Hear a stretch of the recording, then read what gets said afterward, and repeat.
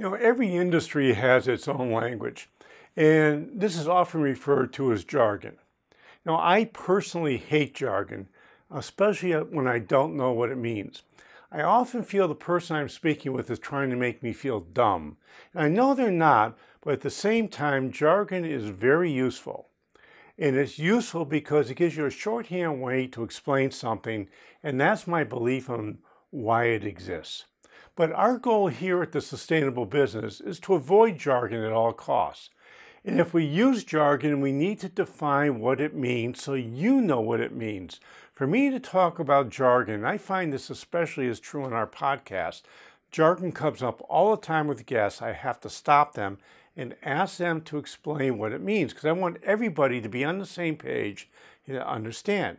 And frankly, I think it's the only respectful thing to do. So today's video is about the jargon that's related to understanding your cash flow or what happens to your cash. I'm going to take a crack at explaining the jargon that's most used when we talk about you and your cash flow needs. Hi, I'm Josh Patrick, the founder of Stage 2 Planning Partners and the Sustainable Business. I'm also the one who's responsible for putting together our Cracking the Cash Flow Code program, and I'm the author of Sustainable, a fable about creating a personally and economically sustainable business. So let's start out with what a definition of cash flow is. Now, cash flow essentially is I start with an X amount of cash, and I have things that happen in my business. I have, sales, and I have expenses, and I have cash that goes out, and then at the end of the day, I have another pot of cash, and the difference between what I started with and what I ended with is called cash flow. So in other words, if I have $100 and I take in $200 and I have $50 worth of expenses, I end the period with $150 in cash. That means I just had $50 in positive cash flow. Now the next thing we look at, and this is something that you probably already know about already, but I just want to go over it for a second, is a profit and loss statement. Now, a profit and loss statement is important, but it's not the most important thing in your business. And we're going to talk about what statement is the most important thing in your business. But a profit and loss statement is basically something that's used by the government to figure out how much you owe in taxes. It doesn't really tell you what's happened with the success or failure of your business. Although, if you have a profit and loss statement where you have profits for years and years and years and years, there's a really good chance you're going to be creating excess cash. Now, on the other hand, you might be having positive cash flow, but you're not making money. And if that stays forever, you're going to start losing money. Amazon, for the first 10 or 12 years they were in business, they were playing what's called the float. They had positive cash flow, but they never made any money. And today, their cash flow is incredible, but the amount of profits they're showing are not nearly as good as what their cash flow is. The second thing when you're dealing with cash flow that might be jargon is a balance sheet. Now, a balance sheet is really pretty simple. What it shows is what I own, what I owe, and what I've got left over the years called retained earnings. So what I own would be cash, it would be accounts receivable, it would be inventory, it would be assets I've got in my business. And so that tells me what I own, but what I owe would be accounts payable, it would be note payable to the bank, it would show what we have to pay out over a period of time. Some of that is what's called current assets and current liabilities, and some is assets and long-term liabilities. And all of those go into creating what I own, what I owe, and the difference between that is what I've saved over the years. Now, the third statement, which I think is just really important, in fact, I think is the most important statement, is a cash flow statement. And here's what a cash flow statement does.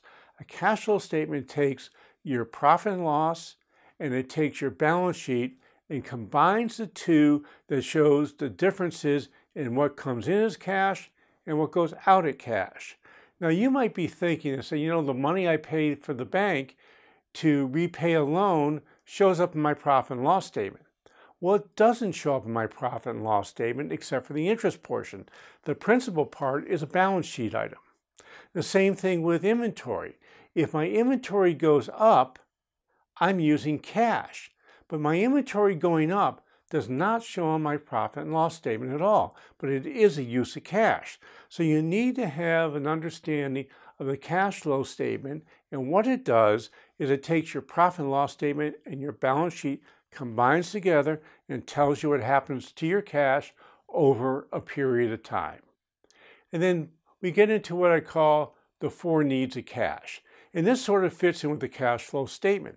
If my cash flow statement is not creating enough to fund these 4 areas, I need to be looking at my business and how I can improve my business and improve my cash flow so I can fund these 4 areas of business. And the 4 areas are lifestyle. In other words, how much money do I need to live my life every year? And not only how much money do I need to live my life, but how much money do I need to live a life that I'm going to be really happy with? The second thing for the 4 needs of cash is an emergency fund. Now, an emergency fund basically is a pot of money that you've got stuck around. It's often aside someplace. You look at it and say, why don't I do something with it? And then you remember that, oh yeah, someday we're going to have a recession, and someday I'm probably going to need that money. And if it's not there, there's a good chance my business won't survive. So an emergency fund allows your business to survive during the times where cash gets tight and banks won't loan you money. A fully funded growth program is the third thing you need. Too often I see people say, well, I don't really need to do this to grow my business. If you want to grow your business, and frankly, your business is going to do one of 2 things. It's either going to grow or it's going to contract.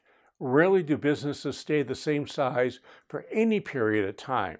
So a fully funded growth program means I have enough money for a fully funded sales department, a fully funded marketing program, a fully funded advisor program for outside advisors when I need it, and a fully funded advertising program so people become aware of who I am.